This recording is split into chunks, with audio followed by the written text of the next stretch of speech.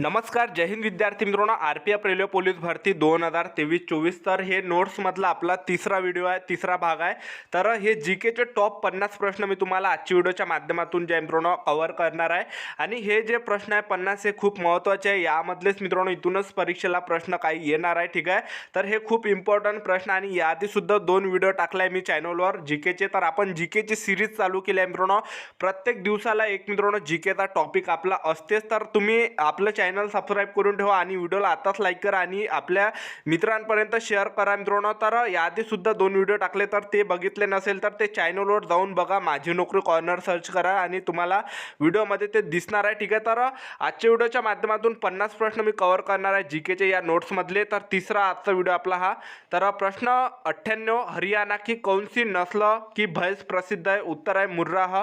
प्रश्न 99, प्रसिद्ध शीतला माता मंदिर कहाँ स्थित है? गुड़गांव. प्रश्न 100, विशाल हरियाणा पार्टी किसने बनाई थी? राव वीरेंद्र सिंह. प्रश्न 101, हरियाणा का क्षेत्रफल कितना वर्ग किलोमीटर है? 44,212. प्रश्न 102, हरियाणा के पहले मुख्यमंत्री कौन थे?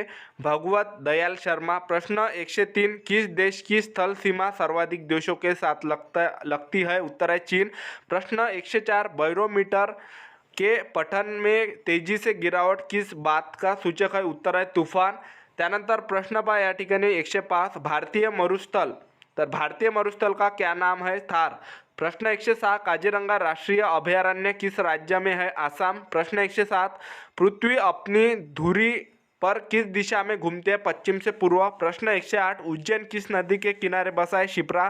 प्रश्न 109, निम्न में से कौन सी धातु बिजली की सबसे अधिक सूचकांक है? चांदी. प्रश्न 110, गोबर गैस में मुख्य रूप से क्या पाया जाता है? मीथेन. प्रश्न 111, स्वतंत्रता मेरे जन्मसिद्ध अधिकार है और मैं इसे लेकर रहूँगा. किसने कहा था? लोकमान्य तिलक. प्रश्न 112, राज्यसभा के सदस्यों का चुनाव कितने अवधि के लिए किया जाता है? 6 वर्ष. प्रश्न 103, हिंदी भाषा की लिपि कौन सी है? देवनागरी. प्रश्न 114, हमारी आकाशगंगा का नाम क्या है? दुग्ध मेखला या मिल्की वे. प्रश्न 115, हिंदी भाषा का पहला समाचार पत्र कौन सा था? उत्तर है उदंत मार्तंड. प्रश्न 116, तुलसीदास कृत रामचरितमानस हिंदी भाषा की किस बोली में लिखी गई है? उत्तर है अवधी. प्रश्न 117, हरियाणा के राज्य कवि कौन कहलाते? उदय भानु हंस. प्रश्न 118, आधुनिक ओलंपिक खेलों की शुरुआत कब और कहाँ से हुई थी? एथेंस यूनान में 1896 में. प्रश्न 119, भारत ने किस खेल में ओलंपिक खेलों में 8 बार स्वर्ण पदक जीता है? हॉकी. प्रश्न 20, भारत ने आखिरी बार हॉकी में स्वर्ण पदक कहाँ और कब जीता? 1980 मॉस्को में.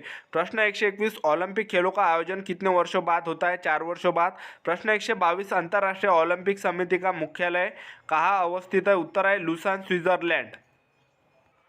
प्रश्न 123 पहा, सन 2012 में ओलंपिक खेल कहाँ हुए थे? लंदन. प्रश्न 144, ओलंपिक ध्वज में कितने गोले हैं? 5. प्रश्न 125, एक ओलंपिक में सर्वाधिक स्वर्ण पदक जीतने वाले खिलाड़ी कौन है? Michael Phelps. प्रश्न 126, सन 2020 में ओलंपिक खेल कहाँ होंगे? Tokyo, Japan.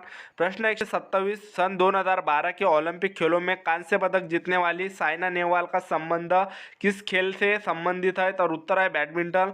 प्रश्न 128, भारत ने ओलंपिक खेलों में पहली बार किस वर्ष भाग लिया था? सन 1900 मध्ये. प्रश्न 129, ओलंपिक खेलों में पदक जीतने वाली पहली भारतीय महिला खिलाड़ी कौन है? कर्नल मल्लेश्वरी.